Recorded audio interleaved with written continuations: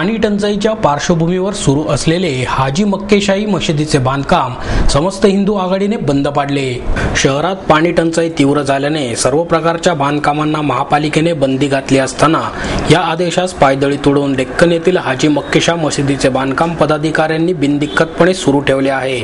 या उन्मत्तपणाविरोधात समस्त हिंदू आघाडीने रास्ता रोको आंदोलनाचा इशारा देताच काही वेळातच पोलिसांनी मशिदीचे बांधकाम बंद पाडले।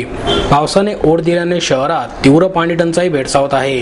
धरणे, विहिरी, बोर, तळ्यांमधील पाणी केवळ पिण्यासाठी वापरावे म्हणून राखीव ठेवण्यात आले आहे। त्यामुळे सर्व प्रकारच्या बांधकामांवर बंदी आणण्याचा आदेश 17 जुलै रोजी महापालिका आयुक्त महेश पाठक यांनी दिला।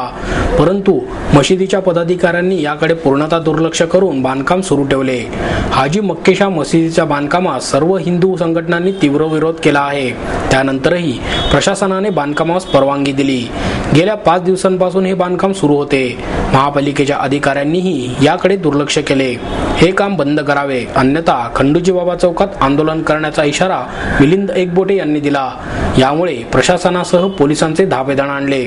मशिदीच्या परिसरात कडेकोट पोलिसांचा बंदोबस्त तैनात करण्यात आला। महापालिका आदेशाची प्रत पाहिल्यानंतर पोलिसांनी मशिदीचे बांधकाम बंद पाडले।